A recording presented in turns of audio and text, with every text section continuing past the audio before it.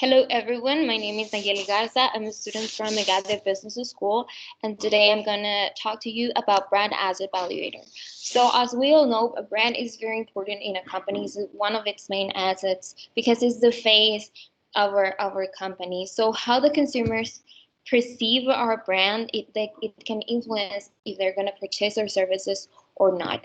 And there are many factors that can influence how the consumers perceive our brand. So a brand is specifically talking about brand as evaluator, or BAV.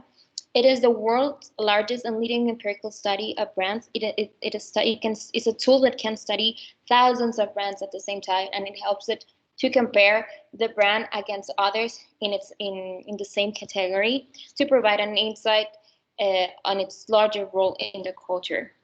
It is inserted in the so-called intangible economy.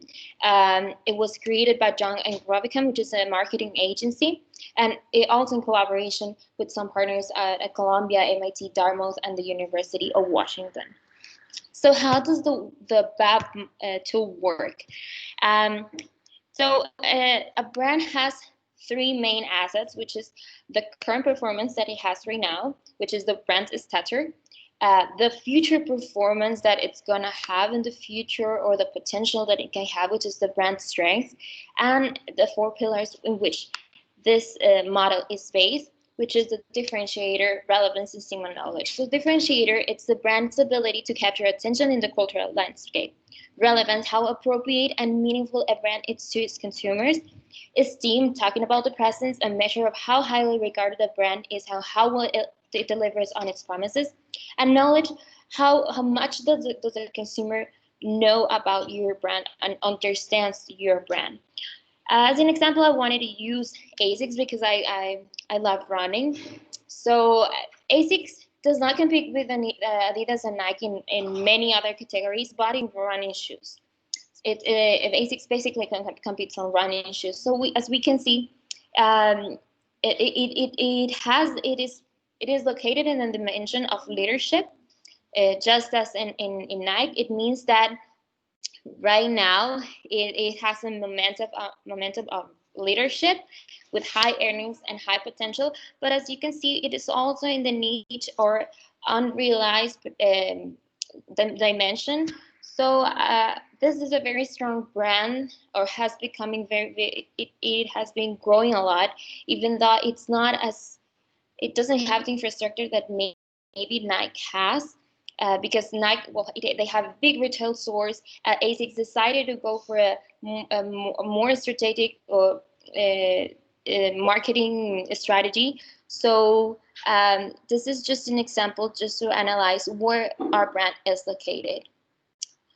The top 10 powerful brands in Mexico, in a study that they use the BAB tool.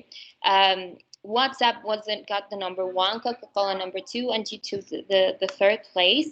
And what the Mexican consumer said about these 10 brands is that they solve the daily aspects of people and consider themselves sincere by fulfilling what their services promises.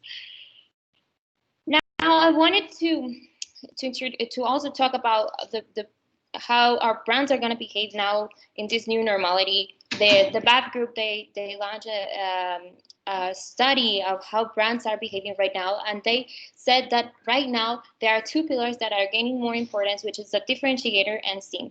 Building high differentiator and esteem can help you bounce back quicker in times of crisis, thanks to greater advocacy and emotional commitment. And as we can see here, that right now, if a brand has a purpose, it can help them to grow and, of course, to survive from this crisis. And as we can see, from 2007 to 2020, differentiator has grown at 19%, and esteem has also grown at 19%.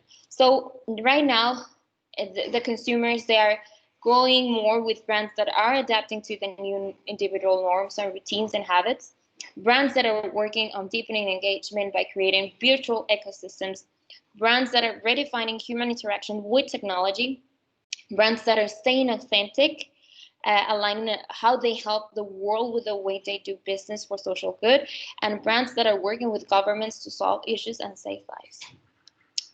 Well, this is everything. I hope you like it, and thank you very much.